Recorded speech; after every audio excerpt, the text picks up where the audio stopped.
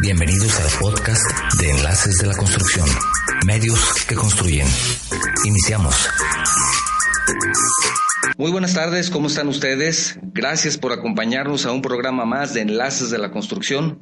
Soy su servidor, Octavio Novoa.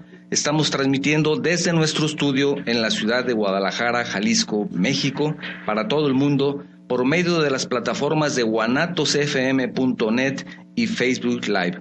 El día de hoy tenemos un programa muy interesante, sobre todo un programa que ya nos habían pedido hablar de este tema, es pruebas básicas de calidad en estructuras de acero.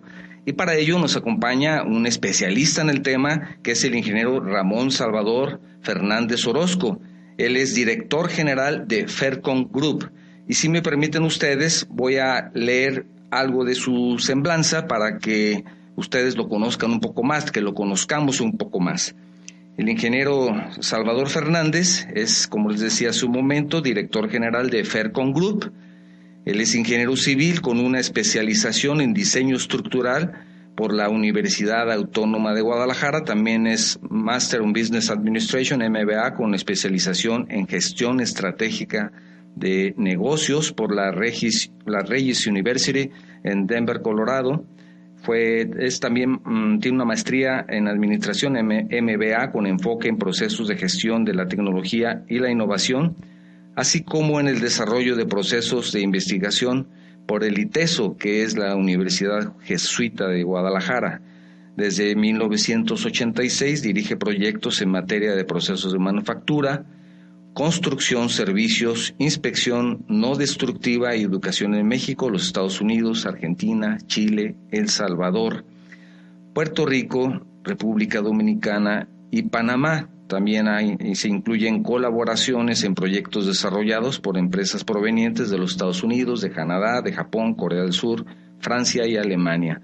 También en proyectos de construcción, su experiencia incluye aproximadamente 340,000 toneladas métricas de estructuras para edificios, puentes, plantas de generación de energía, edificios industriales y plataformas marinas, incluyendo puentes de Gran Claro en Jalisco, en los estados de Jalisco, que son estados aquí en la República Mexicana, Jalisco, Nayarit y Chiapas.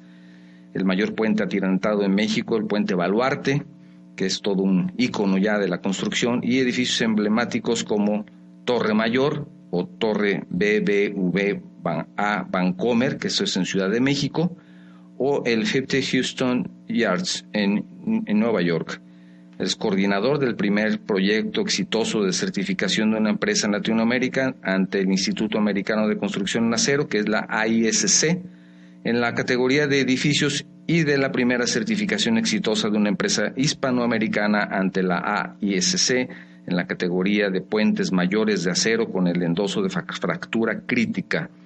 Recientemente guió la certificación AISC de 2 empresas participantes en la fabricación de estructuras de acero para el nuevo aeropuerto de la Ciudad de México, obra que en este momento se encuentra suspendida y que esperemos que pueda de alguna forma o en algún tiempo reiniciarse, aunque hay diferentes, ¿cómo se le puede decir, ingeniero? Diferentes puntos de vista, perspectivas por decirlo, de ese nuevo aeropuerto. También es certificado desde 1994 como inspector nivel 3 por parte de la Sociedad Americana de Ensayos No Destructivos con los métodos de radiografía, ultrasonido, líquidos penetrantes, partículas magnéticas, inspección visual y pruebas de hermeticidad.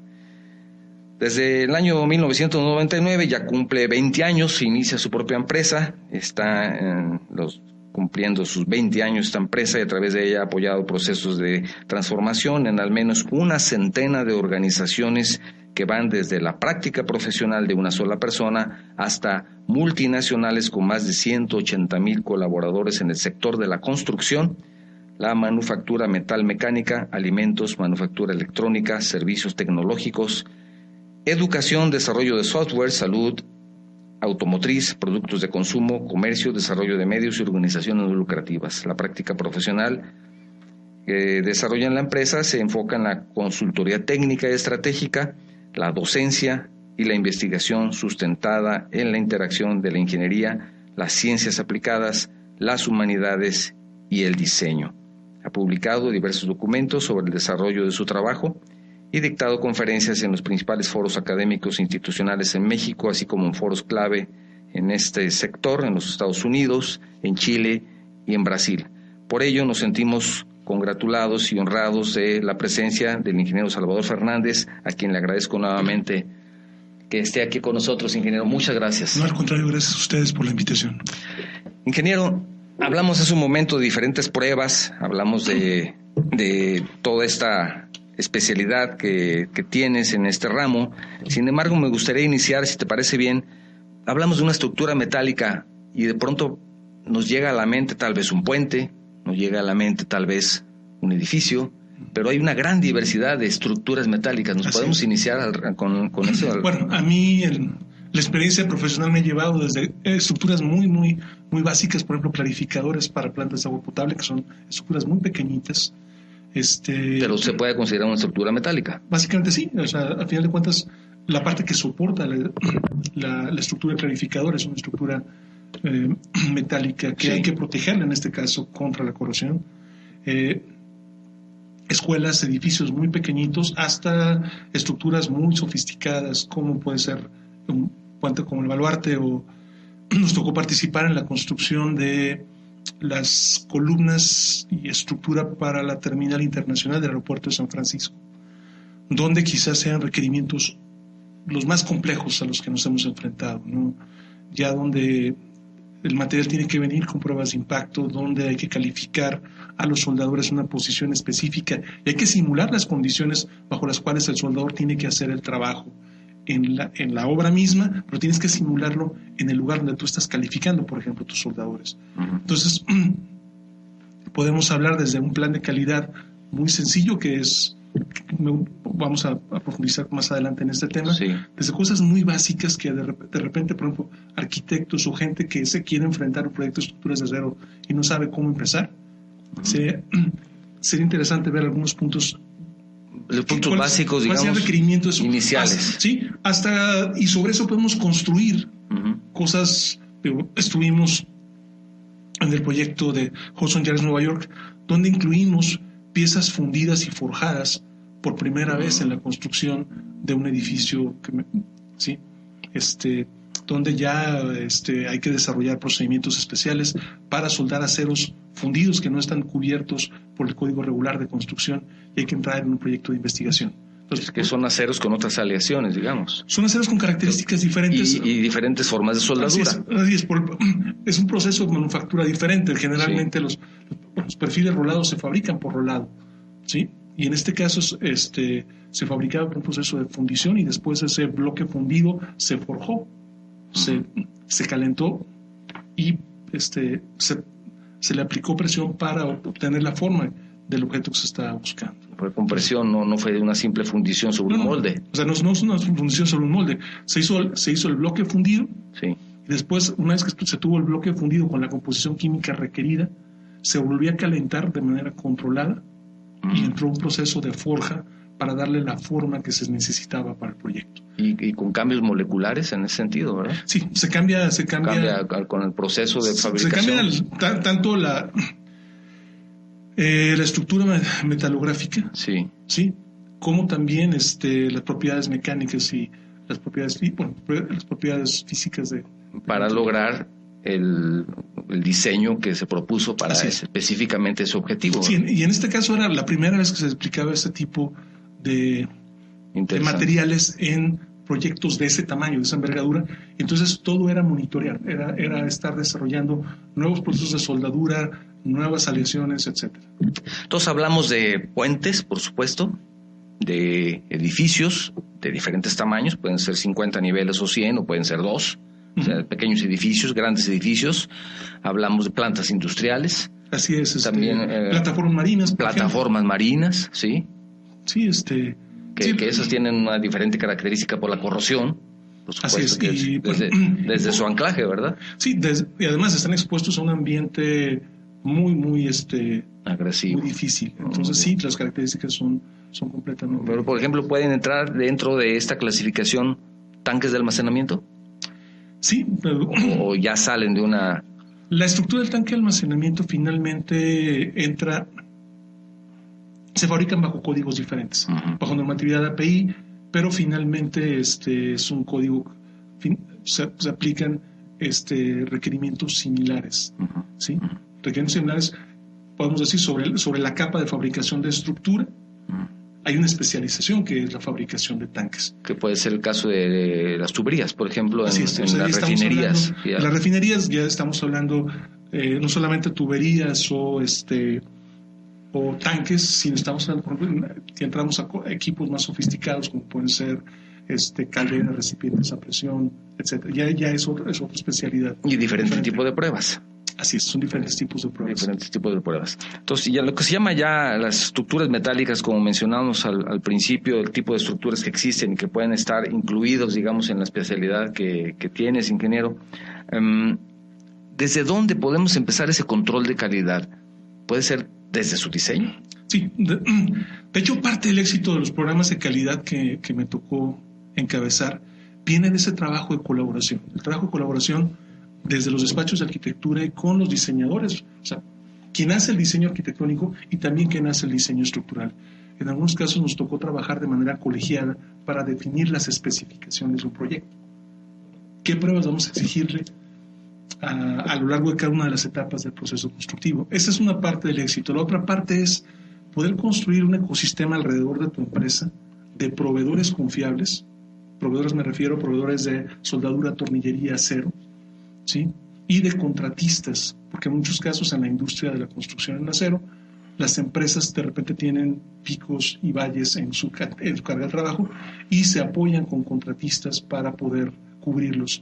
Y tener una base de contratistas confiables, los cuales pueden fabricar de acuerdo con tus especificaciones, es esencial. Entonces, eso es así como que los primeros pasos. Como que de inicio, sí. Sí, es trabajar de manera colaborativa con diseñadores y me refiero a diseñadores estructurales y con la parte de diseño arquitectónico, y también es generar a tu alrededor ese ecosistema de proveedores confiables y subcontratistas confiables. En cuanto a las pruebas, y partiendo de este punto, uno de los primeros pasos que hice cuando tomé las riendas de esta organización en temas de calidad fue establecer un plan de calidad mínimo, porque de repente llegaban personas que decían, oye, quiero que me hagas una estructura, y la pregunta era, ¿qué pruebas le hago? No sé, haz las que tú quieras.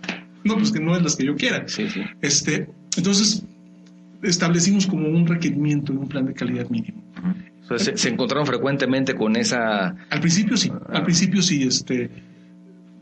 Conforme fuimos entrando a mercados mucho más sofisticados, pues ya eso desaparece. Te encuentras con clientes que de entrada te dan las especificaciones, son especificaciones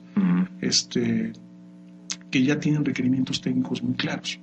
Lo que decíamos, hay un conjunto de pruebas que forman la base de la inspección, ya sea en la industria de la construcción en acero o lo que decíamos antes, en la industria, por ejemplo, de equipos recipientes a presión. Son pruebas similares. El alcance y los tiempos donde se aplican es lo que pueden ir cambiando. En el caso del plan mínimo de construcción en calidad en acero, tendría que partir de comprar el acero con proveedores confiables que sean capaces de proporcionarte certificados fidedignos de los materiales que te están suministrando. Es importantísimo ese detalle. Entonces, que es el primero que obviamos, ¿no? Así es. Buscamos el que nos dé más barato. Así es. Entonces, y no nos preocupamos de la calidad. Ese sería el punto de partida para... Y así como es en el caso del acero, podemos hablar lo mismo en el caso de la soldadura. Entonces, primer punto es tener esa consideración de un proveedor confiable. Un proveedor confiable tanto para el acero como para, por ejemplo, la soldadura. Sí. Entonces, nosotros a nuestros clientes, cuando tenemos que entregar un proyecto, lo primero que hacemos es entregarle un dossier con todos los certificados de calidad de los materiales que nos dio el molino de acero. Y preguntarle a tu cliente si además de esas pruebas que se hace y que el laboratorio del molino hace, quieren hacer pruebas de verificación por su cuenta. Entonces, ¿por qué? Para poder reservar los materiales que se necesitan. Entonces, ese sería como los puntos de partida. Entonces, ¿no? ¿Puede ser no suficiente lo que te entregan al principio? En algunos casos, de repente... ¿Puedes encontrar una variante? Porque entonces es simplemente por... Una verificación. Es verificación. Es simplemente cuando O sea, consideran que es prudente hacerla. Como en cualquier... Sí, o sea, de nuevo, depende de la calidad de los proveedores que estás haciendo. Sí. Si estás comprando con proveedores de acero que tienen a su vez molinos certificados, que conocen sus laboratorios, que son confiables, bueno, pues las posibilidades de muestreo se reducen. Sí. Si al contrario estás comprando acero con distribuidores donde no te están entregando certificados de calidad de los materiales y todo lo demás, pues tendrás que incrementar tu porcentaje de muestreo. Uh-huh. Es finalmente un equilibrio en función de la relación que tengas con tus proveedores. Uh-huh. Entonces, pero al final de cuentas es así, lo que es indispensable es que te entreguen un certificado de calidad uh-huh. de todos los materiales que te están entregando. Y ya será opción tuya determinar cuál es el nivel de muestreo que necesitas en el acero. ¿Sí? Ese sería el punto de partida, y reitero también en ese dossier de calidad incluir los certificados de calidad, por ejemplo, de la soldadura. Uh-huh. ¿Sí? Y eso sería en cuanto a los materiales básicos. A partir de ahí, en cuanto a pruebas a lo largo del proceso, una de las tendencias es en la fabricación de estructuras de acero es entender qué tan automatizado está tu proceso. Ya ahorita es muy común en la industria de fabricación de estructuras de acero que se utilicen equipos de control numérico para fabricar ciertos elementos. Para que sus cortes sean perfectos, Sí, para no tener problemas de diferencias, ¿no? Que de pronto llegas y no da la viga. Y de repente llegas a talleres de fabricar estructuras que están totalmente automatizados y robotizados. Sí. Y llegas a talleres muy convencionales donde todo lo hacen con personas. Uh-huh. Pero que también puede ser también, la calidad de las personas que están trabajando. Lo que tienes que hacer es tener un enfoque diferente. Uh-huh. ¿Por qué? Porque si tú tienes equipos automatizados, tienes que meterte a todos los temas de calibración de los equipos, a todo el tema de software. Ahí también podría haber una falla. Y te metes por ahí. Sí. Sí. Porque de nuevo es el principio. Yo puedo tener el equipo más sofisticado, pero si le alimento basura, voy a tener basura. Uh-huh. Uh-huh. ¿Sí? Entonces, tienes que controlar la calibración de esos equipos, que los procesos de mantenimiento sean adecuados al mismo. Sí. ¿Sí? Entonces, eso sería. En cambio, si tienes un taller que tiene mano de obra intensiva, entonces te metes a temas de cómo están entrenando la gente, uh-huh. si los instrumentos que están utilizando tienen un mantenimiento adecuado, qué tanta experiencia tiene esa gente fabricando estructuras. Uh-huh. Sí, o sea, a mí me ha tocado ver, decía, 340,000 toneladas de estructura, entonces, y las he visto desde talleres automatizados hasta talleres donde la mayor parte lo hacen con gente, y en ambos casos me he encontrado talleres con calidad excepcional, o puedo encontrarme talleres donde tenemos problemas de calidad serios. Entonces no es privativo de una forma la automatización o la otra. Sí. Entonces nada más tienes que entender qué clase de proceso tienes. Entonces en la medida que tu proceso esté automatizado, pues te metes a temas de muestrear el material que están generando el equipo automatizado. Si la gente lo está cortando de manera manual, el habilitado del material. Quizá a lo mejor convendría aquí hacer cuál es el proceso de fabricación de una estructura. Uh-huh. Empezaríamos en el suministro de material. Sí. Entonces, el primer paso es, decíamos, tener certificados de calidad del material y que el material sea manejado en el almacén de acero de manera correcta, que lo estive de manera adecuada para que no vaya a tener deformaciones por el propio proceso de almacenamiento. Se puede hacer desde la estiva. Desde la estiva. Donde puede haber una flexión y que el momento de... Si lo estivo de manera inapropiada, voy a tener deformaciones en el material que no tenía previstas. Sí. Entonces, una vez que lo estivé correctamente, pasamos un proceso que es el proceso de habilitado. Yo tengo que cortar del material, por decir, como las partes del mecano, las partes con las cuales voy a ensamblar una viga o una columna, todos los elementos que componen. Entonces, en esa etapa, pues yo tengo que asegurarme que esas piezas sean dimensionalmente correctas. Entonces, ahí es esencial el control dimensional y la inspección visual del proceso de corte. Y eso conlleva también el poder controlar las variables y el mantenimiento del equipo. Que de repente, si el mantenimiento a los pantógrafos o a los equipos de corte no es correcto, aunque la persona de habilitado sea muy diestra, no va a poder hacer las cosas bien. Entonces, una vez que yo hago las pruebas dimensionales o hago la inspección visual del material habilitado, entraríamos a la etapa de armado, donde esos componentes que habilité los voy a colocar en el lugar correcto y los voy a sujetar provisionalmente. Ahí es obviamente también mucho es el control dimensional y la inspección visual. Pasando el proceso de armado, pasa a la siguiente etapa, que es la etapa de soldadura. Y entonces, primero yo tengo que tener equipos de soldar calibrados y tengo que tener soldadores calificados. Entonces, abonando a mi dossier de calidad que tengo que entregar, yo tengo que incluir en ese dossier de calidad las constancias de calificación de mis soldadores y tengo que tener los elementos de calibración de mis máquinas de soldar. Pasa, ingeniero, que muchas veces se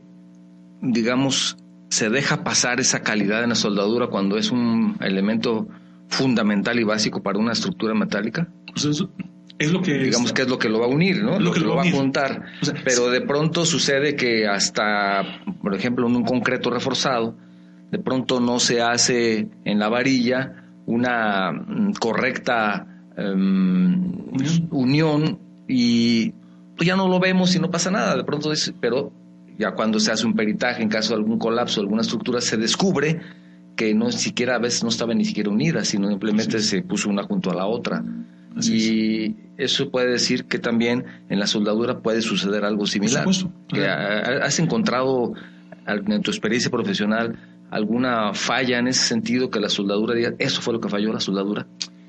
Generalmente, lo que pasa es que nosotros participamos en proyectos donde controlamos el proceso de soldadura desde abajo. Entonces no han encontrado esa falla. Tenemos el control desde siempre y no sucede esto. Es muy interesante lo que dices, porque es una garantía que tu cliente puede tener. Así es, o sea, no te ha pasado, pues yo creo que es porque llevan un proceso adecuado. Es que generalmente los proyectos durante 20 años no ha pasado, yo creo que es una garantía para algún cliente. Sí, o sea, los proyectos donde intervenimos partimos desde cero, ¿no? Partimos desde cero en la parte de soldadura. Sí, me ha tocado intervenir en proyectos donde como tercería de repente encontramos fallas en soldadura. O encontramos fallas en un elemento estructural y tenemos que identificar cuál es el origen de esa falla.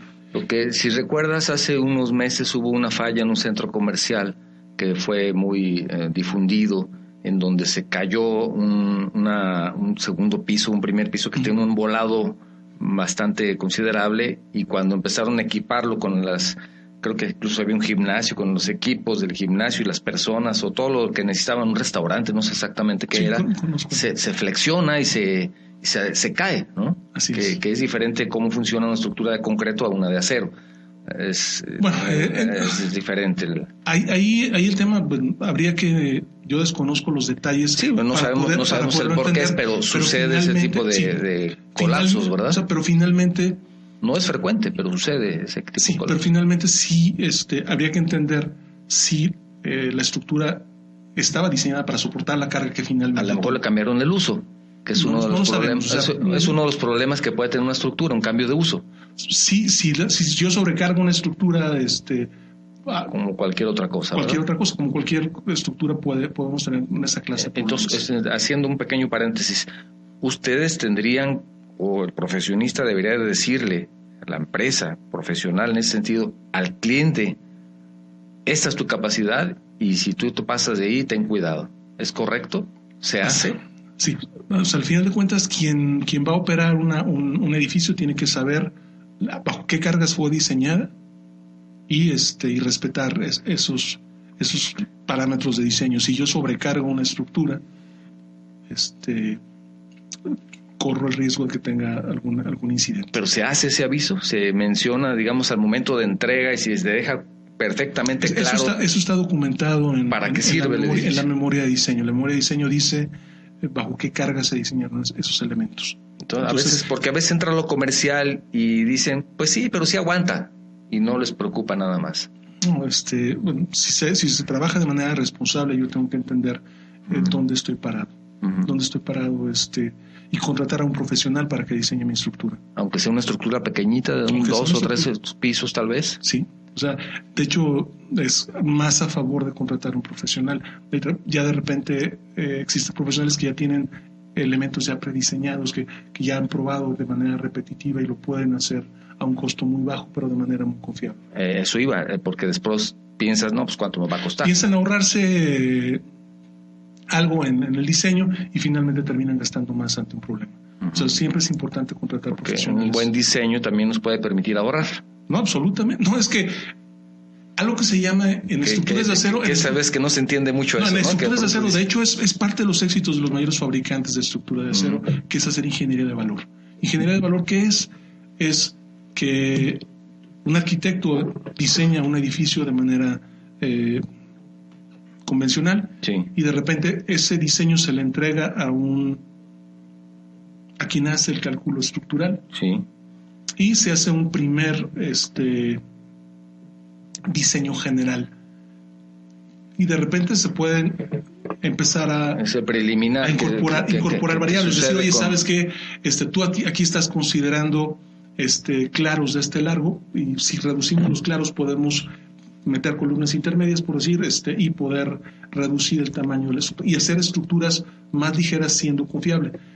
Vuelvo al punto con el que inicié la conferencia, el trabajo colaborativo. Entonces ahí entras ya con el trabajo del arquitecto. De la colaboración entre el arquitecto, el diseñador y el constructor. Donde pronto el arquitecto puede decir, mira, es que mi objetivo es aquí tener un salón completamente abierto, y me gustaría mucho tener una estructura más liviana, sin embargo mis necesidades son claros más grandes. Y ahí empieza ese intercambio. Y empiezas en el intercambio, entonces, ¿qué alternativas puedo tener? Podemos explorar armaduras en la parte superior, podemos explorar aligerar la estructura de entrepiso, y ahí es donde empieza el intercambio de información que enriquece el proceso de diseño, que hace que podamos tener la calidad requerida y también cumplir los requerimientos del proyecto. Pongo un ejemplo muy concreto, Torre Mayor. Torre Mayor es un edificio que es básicamente, platicando con el diseñador, es un tubo, que es el núcleo rígido donde están los elevadores, y es otro tubo exterior, que es la cubierta que todos vemos en el exterior del edificio,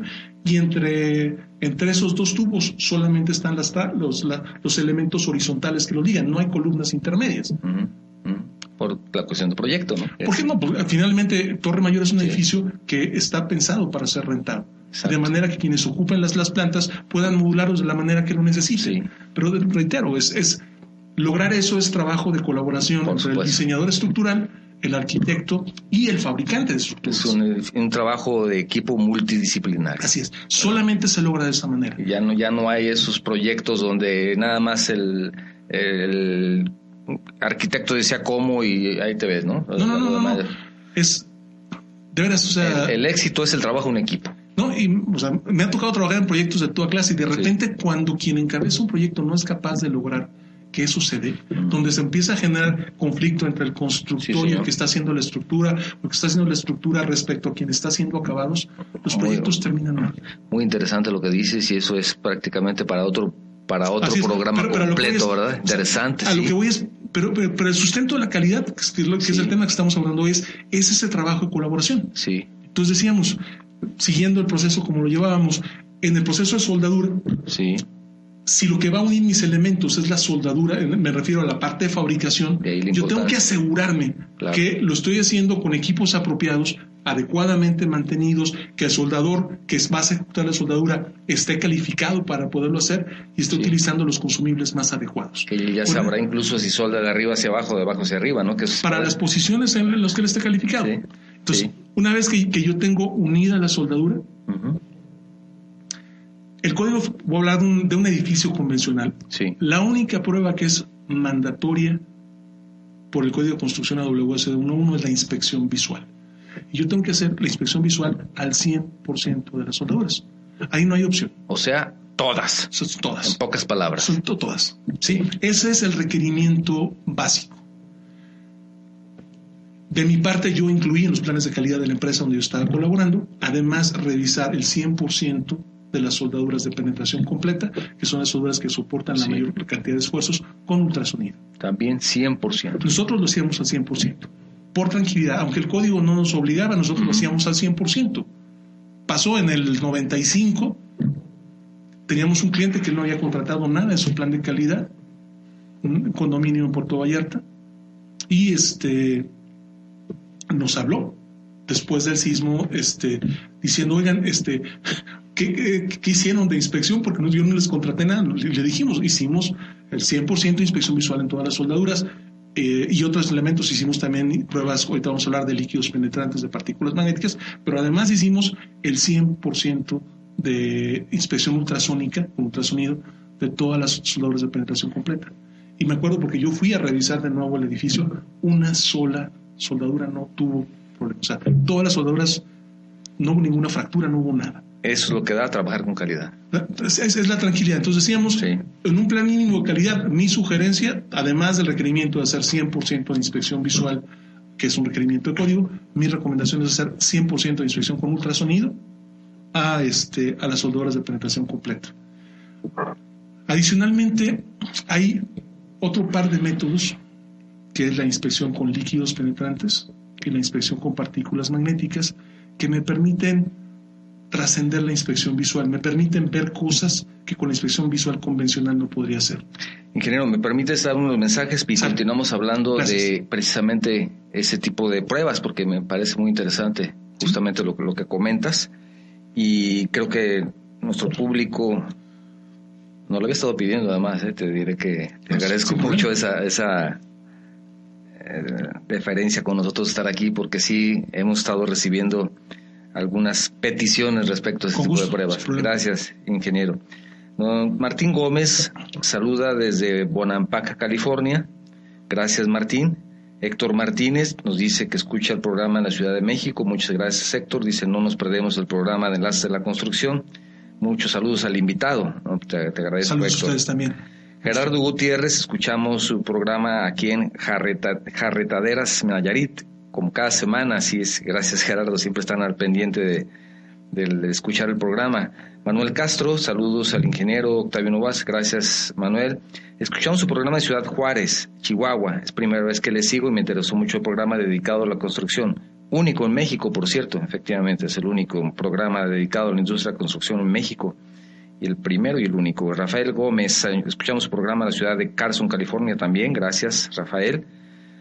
Gerardo Jiménez, escucho su programa en Guadalupe, Nuevo León. Me acaban de pasar su liga en Enlace de la Construcción. Saludos al ingeniero invitado. Dice que está hablando de un excelente tema y con mucho profesionalismo. Gracias, Gerardo. Gracias a ustedes, saludos. Pedro Alberto Díaz, saludos, que es programa en Zapopan. Zapopan es un lugar para las personas que nos escuchan fuera del país, es parte de la zona metropolitana de la ciudad de Guadalajara. Saludos, Enlace de la Construcción. También nos saluda Pedro Alberto Cáceres, saludos, Enlace de la Construcción. Felicidades para el ingeniero invitado. También gracias. Nos saluda Marco Antonio Velasco. Marco Antonio nos manda un mensaje desde Colombia, dice que le interesó el programa, se lo recomendaron y felicita al ingeniero invitado. Gracias por tu comentario. También tenemos otro comentario de María Luisa Cortés. María Luisa nos dice que ella es ingeniero civil, está en Costa Rica y que le parece muy interesante el programa. Y felicita al invitado. Gracias por el comentario. Tenemos también un último mensaje para este bloque, que es Ismael Gutiérrez. Ismael nos saluda desde Argentina.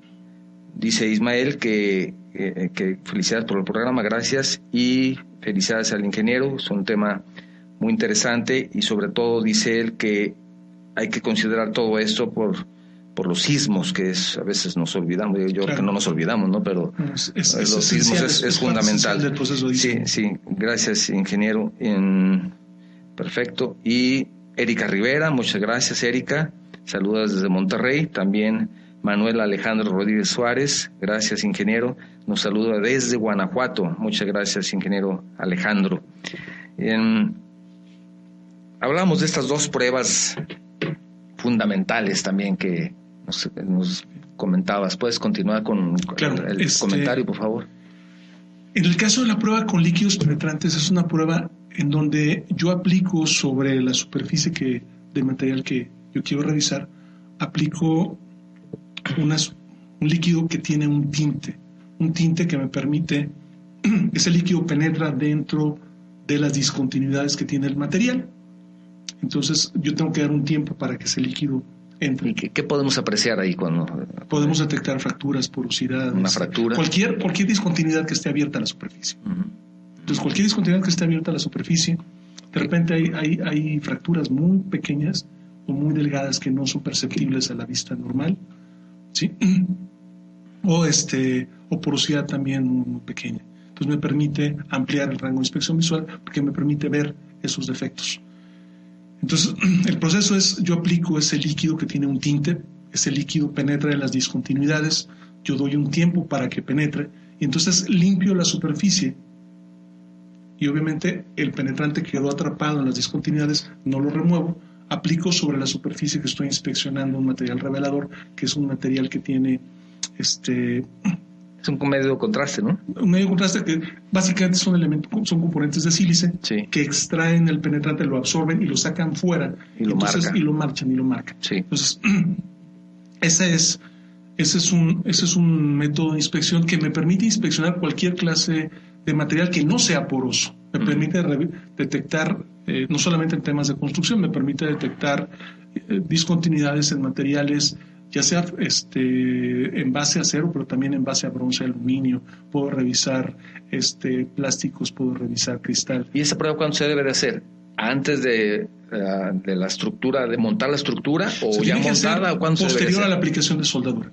Después de la aplicación de soldadura. Posterior a la aplicación de soldadura. Sí. Entonces, hay otro método que es el método de inspección con partículas magnéticas, en donde es el mejor método que yo conozco para detectar fracturas de manera muy ágil. El método con líquidos penetrantes, yo quiero hacer un spot con líquidos penetrantes, promedio me va a llevar entre 10 y 15 minutos hacer la prueba.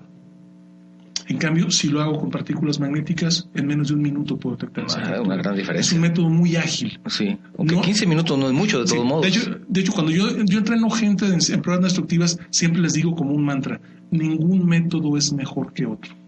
Simplemente son diferentes. O sea, son métodos que para una aplicación específica, para un tipo de material y para un nicho particular, ese método en ese momento es el mejor, pero no quiere decir que siempre sea el mejor. Sí. Entonces, cada uno de los métodos, ya sea líquidos o partículas, tiene ventajas y desventajas. Pero, por ejemplo, en el caso de partículas magnéticas, hablando de estructuras de acero, es un método que de manera muy ágil me permite detectar fracturas. Entonces, yo puedo revisar. Generalmente yo recomiendo que se haga un muestreo, dependiendo del nivel de confiabilidad que tengan con su proveedor de estructuras, no sé, 5, 10, 15, 20%, dependiendo, ¿no? Generalmente el estándar, la gente anda entre el 5 y el 10% de todas las soldadoras de filete. ¿Y de una forma aleatoria? De manera aleatoria. Generalmente hay que hacerlo aleatorio, pero también hay que saber dónde tengo el mayor riesgo. Generalmente en los inicios y las terminaciones de un cordón de soldadura es donde puedo tener la mayor posibilidad de encontrar algo. ¿Cuándo y en dónde? Hay que saber dónde. Aunque se haga de manera aleatoria, hay que saber cuáles son los cordones que llevan mayor riesgo. Sí. Y, por ejemplo, en estructuras, en muchos casos también piden prueba radiográfica. La prueba radiográfica obviamente me da una imagen, a diferencia del ultrasonido, que a veces pudiera representar dificultad para interpretar para la gente común la señal. En la radiografía la gente está más acostumbrada a ver las imágenes, pero la radiografía conlleva el riesgo de manejar una fuente radioactiva. Entonces, en mi caso, en muchos de los proyectos, si yo lo puedo revisar con ultrasonido, opto por hacerlo con ultrasonido cuando puedo hacerlo por cualquiera de los dos métodos. Pero hay proyectos, por el caso de un puente, donde no tengo opción. Ahí lo tengo que hacer por los dos métodos. ¿Por qué? Porque hay discontinuidades que puedo detectar con ultrasonido, que no puedo detectar con radiografía, y hay discontinuidades que se pueden detectar con radiografía que no puedo detectar con ultrasonido. Por ejemplo, la porosidad que está muy cercana a la superficie es muy difícil detectarla con ultrasonido y en radiografía sale muy clara. O materiales que tienen ojeaduras, que tienen laminación, el acero tiene laminación, es difícil detectarlo o es casi imposible detectarlo con radiografía y sin embargo lo puedo detectar con ultrasonido de manera muy ágil. ¿La laminación no se detecta porque por la posición justamente de la capa de la lámina? ¿O sea, ¿cómo es eso? ¿Por qué no lo detecta? La ojeadura es porque no hay yo veo una imagen. No hay una fisura y tú ves una parte lisa. Una es porque la radiación pasa de manera perpendicular al plano del defecto. Sí. Y realmente no hay ninguna reducción de espesor en el material. Por eso no se ve. En el caso de los poros o en el caso de una inclusión de escoria en una soldadura, sí, ahí hay una reducción del espesor y sale muy claro en la radiografía. Sí, pero si una placa tiene una ojeadura o una laminación, sí, realmente no hay una reducción de espesor. Entonces la radiación pasa como si el material estuviera sólido, como si ese efecto no existiera. Sí. Entonces, pero a lo que voy es, cuando se hace la inspección de estructura para puentes, el código me exige que yo tenga que aplicar los dos métodos. Entonces, reitero, ningún método cancela otro, todos los métodos son suplementarios, porque ningún método es capaz de detectarme todas las discontinuidades en todos los momentos y en todas las etapas. Yo tengo que diseñar. Entonces, bueno, después de aplicar la soldadura, yo decía, hago la inspección visual y hago inspección ultrasónica o radiográfica, dependiendo de lo que tenga a la mano y aplique para el proyecto. Y además puedo aplicar por muestreo líquidos y partículas magnéticas, ¿sí? Para poder liberar. Hay algunos aceros que los puedo revisar inmediatamente después de que la soldadura se enfría. Y hay aceros donde me piden esperar 48 horas. Hay una lista de aceros que en el código establecen, en D11, establecen donde yo tengo ese periodo de espera de 48 horas, sobre todo esperando que no se fracture la soldadura. Yo tengo que dar un tiempo para que los esfuerzos residuales se disipen y que no se vaya a presentar fractura, y hago la inspección de los materiales. Entonces, por el esfuerzo residual. Así es. Entonces, una vez que ya tengo la soldadura armada y soldada, entra un proceso de acabado y detallado. Sí. Ese proceso de acabado y detallado es finalmente dejar la estructura removiendo, por ejemplo, placas de extensión que se utilizaron para soldar y limpiando la salpicadura de soldadura o limpiando la escoria que pudiera tener el proceso de soldadura. Y a partir de ahí, pues ya entraría al proceso, ya que está la soldadura en acabado, se hace la inspección final de la estructura para entrar ya al proceso de aplicación de pintura. Entonces ya entra al recubrimiento. Recubrimiento, si la estructura va a ir así. Que también hay diferentes tipos, ¿no? Hay diferentes tipos. O sea, lo más común es que la estructura lleve la aplicación de un sistema de recubrimiento anticorrosivo, o puede llevar protección contra incendio. ¿Sí? Depende del uso. Depende del uso. Sí. O puede galvanizarse. También galvanizado. Así es. Entonces, dependiendo del acabado, y quedaría la estructura lista para el proceso de embarque. Sí. Y ahí concluiría la etapa del proceso de fabricación. Sí, en algunos casos, en los proyectos se da la necesidad de enviar las piezas con sus placas de conexión adosadas para agilizar el proceso de montaje, que es una buena sugerencia y una buena idea. ¿Sí? Para no andar buscando después las placas, yo lo mando temporalmente. O sea, aunque vayan marcadas, ¿sí? También puede haber alguna confusión. En algunos casos sí. Fue el caso de Hudson Yards, el proyecto que se enviaba para Nueva York, se enviaba la pieza. Ahí iba con la placa. Iba con sus placas y con los tornillos, sí, para sujetarla. Incluso los tornillos también. Los tornillos ya llevaban. Entonces, de manera que la pieza se izaba y se colocaba en sitio, y era mucho más fácil hacerlo. Entonces, ese básicamente el proceso. Y entonces, si hablamos de documentación, pues yo tengo que, para sustentar mi proceso de pruebas no destructivas, entonces yo tengo que haber certificado a mis inspectores. De hecho, sería materia de casi otro programa hablar del proceso de certificación. Hay 3 niveles de certificación de inspectores de ensayos no destructivos. Nivel 1, que es quien es capaz de hacer una prueba, calibrar equipos en base a los lineamientos de un procedimiento. Un nivel 2 es una persona que conoce de manera profunda el método de prueba para el cual está calificado, en donde no solamente está acotado a ese procedimiento de prueba, sino conoce de manera general los códigos y normas que le aplican. Y finalmente un nivel 3, que es una persona que no solamente conoce un método, sino está familiarizado con la mayoría de los métodos de pruebas no destructivas.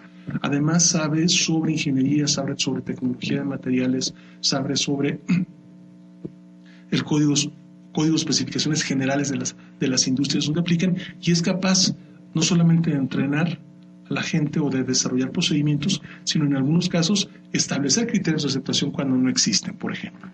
Entonces, este ya es un nivel 3. Entonces, yo tengo que entregar constancia del nivel de certificación que tiene la gente, sí, de la calibración de los instrumentos que utilicé para hacer la prueba, o de los certificados de los materiales, por ejemplo, de los líquidos que utilicé para poder hacer las pruebas, y los reportes de prueba con los resultados que obtuve. Eso es para la parte de ensayos no destructivos. Obviamente el reporte de inspección dimensional final. Sí, tengo que asegurarme que las dimensiones de la pieza sea correcta y dependiendo del tipo de recubrimiento que aplica, si es recubrimiento aplicado en el taller, que puede ser pintura o puede ser galvanizado, pues los reportes que amparan la calidad del recubrimiento. Eso sería la parte de fabricación. Y obviamente también los certificados de la tornillería que estamos adosando a la estructura para poderla embarcar. Sí, porque ahora, ingeniero, y me gustaría con esto concluir el programa, todavía que el tema da para mucho más y espero que en un futuro podamos seguir platicando al respecto, pero una parte de esto que no quisiera dejar pasar y que, como te decía, quiero tomar estos últimos minutos, es para el joven ingeniero, el joven recién egresado, el que de pronto tal vez no ha descubierto esta área que me parece es un área de oportunidad, porque, no sé si estés de acuerdo conmigo, a veces faltan personas capacitadas para realizar ese tipo de trabajos. ¿Consideras que es una buena oportunidad, una buena opción para un joven ingeniero recién egresado que empiece a incursionar en este tema? No, yo puedo hablar por mi experiencia personal. Yo inicié en ensayos no destructivos a los 20 años. No en la industria de la construcción, sino en la industria de manufactura. Y el desarrollarme en esta carrera me ha llevado a conocer lugares, a conocer instituciones, a participar en proyectos que jamás pudiera yo haber soñado haberlo hecho. Para mí ha representado un camino de desarrollo profesional muy rico, muy interesante, y enriquecer la vida de las personas. Yo actualmente entreno personas en la certificación y tengo alumnos, por ejemplo, que entrené aquí en Guadalajara y de repente me escriben que están en Malasia trabajando en las plataformas marinas o que están en Argentina participando con alguna compañía petrolera o están en los Estados Unidos trabajando para una empresa ferroviaria.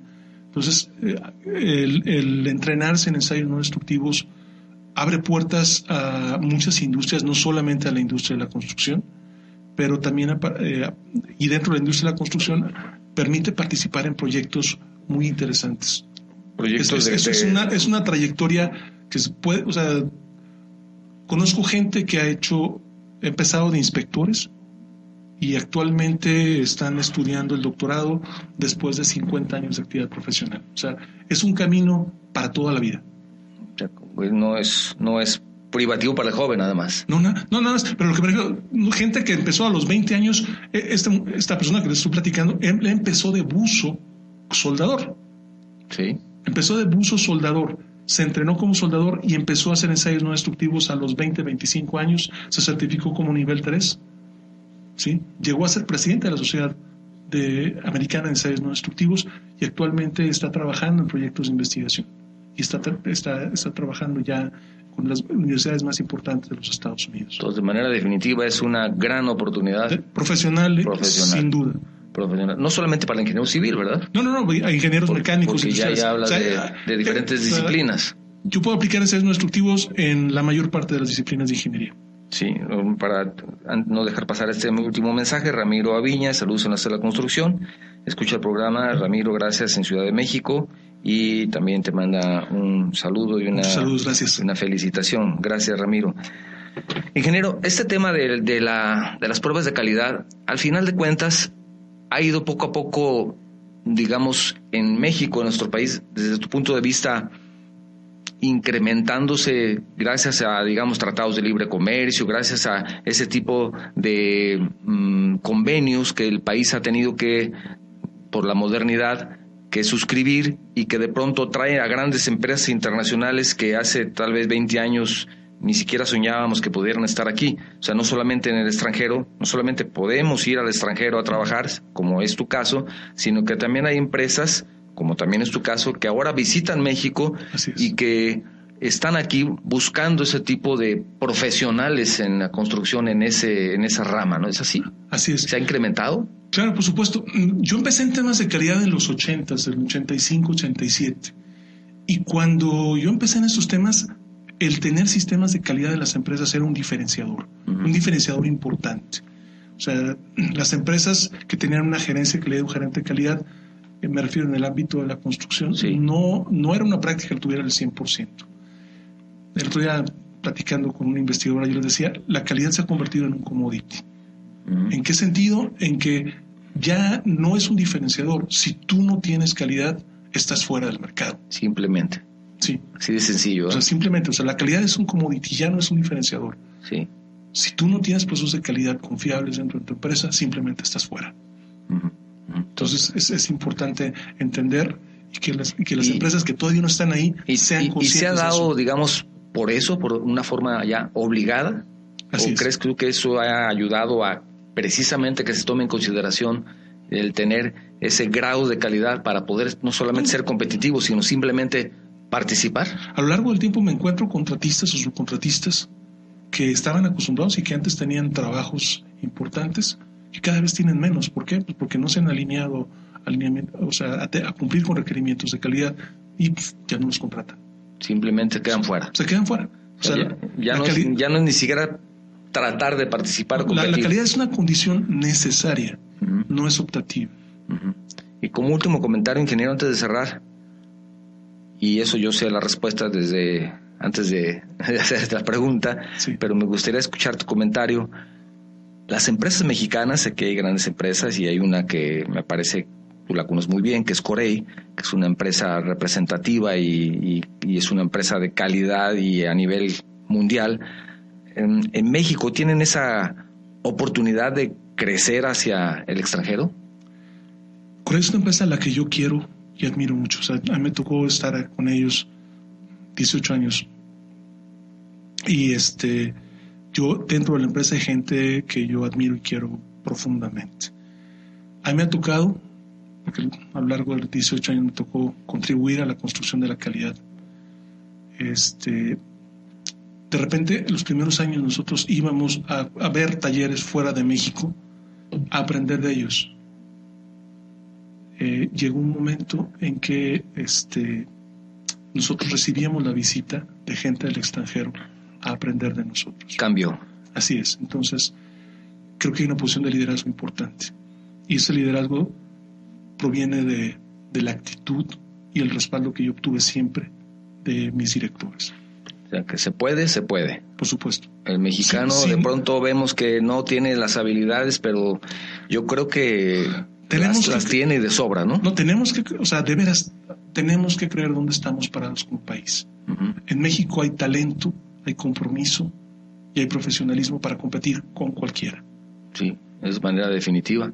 Y esa empresa es un ejemplo de eso, ¿no? Así es. Y tu empresa también. Ya cumple 2 décadas, ingeniero. Platícanos un poquito de tu empresa, ingeniero, para de hecho, no solamente conocerte a ti, sino también a tu empresa. Sí, platico de manera muy breve. ¿A qué nos dedicamos? Yo empecé, como lo he relatado ahorita, trabajando sobre soluciones técnicas.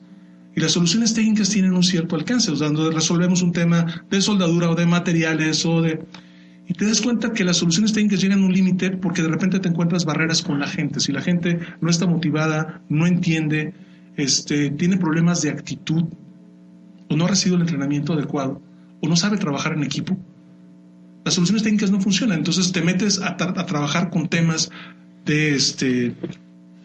a tratar de resolver los problemas en la esfera humana. Entonces ya resuelves problemas a otra clase de nivel. Y una vez que ya resuelves los problemas en la esfera humana y técnica, resulta que si no tienes estrategia, las cosas no funcionan. Entonces, en la tercera etapa yo me metí a procesos de investigación en temas de estructura, hacia dónde van, que la gente tiene clara el rumbo. Y actualmente estamos trabajando, el 95% de las empresas en México son empresas familiares. Y de repente hay situaciones de conflicto entre la familia empresaria y la empresa misma. Entonces, ¿cómo ligar la relación de la familia empresaria con la empresa para que la estrategia que se tenga establecida realmente se pueda hacer? Entonces, nosotros tenemos 2 unidades de negocio. Una unidad de negocio que es la parte de consultoría técnica, yo le llamo la consultoría dura. La consultoría dura tiene que ver con todo lo que estamos hablando ahorita: soldadura, pruebas no destructivas, procesos constructivos, etcétera. Y tenemos lo que llamo la consultoría blanda, lo que tiene que ver con la parte de estrategia, desarrollo humano, toda la gestión de temas de gobierno corporativo. Y lo que podemos hacer es abordar de manera multidisciplinaria la solución de problemas con la empresa. Es común, por ejemplo, mencionábamos el proyecto del aeropuerto de la Ciudad de México y la certificación. La empresa en la cual desarrollamos este proceso ha sido mi cliente durante 20 años, desde que abrí la empresa. Participaron en el proyecto y me dijeron, oye Ramón, necesitamos certificarnos. Entonces, certificar no solamente representa una parte técnica, pero es motivar a toda la gente, porque entramos a temas de capacitación, a temas de software, a temas de la plataforma de sistemas de información, y desarrollamos de manera multidisciplinaria, y la certificación se obtuvo, iniciamos en abril, la certificación se obtuvo en enero del año siguiente, por ahí, porque ISC baja la cortina en noviembre después del Thanksgiving. Entonces, si no, la certificación se hubiera obtenido en menos no se logra en noviembre, 6-8 meses, te vas hasta enero. Con 0 no conformidades, de la manera más exitosa. Entonces, a eso nos dedicamos, a ayudar a nuestros clientes a resolver problemas críticos dentro de su empresa y a tomar decisiones, los empoderamos para tomar las mejores decisiones. Muy bien, ingeniero, muy bien.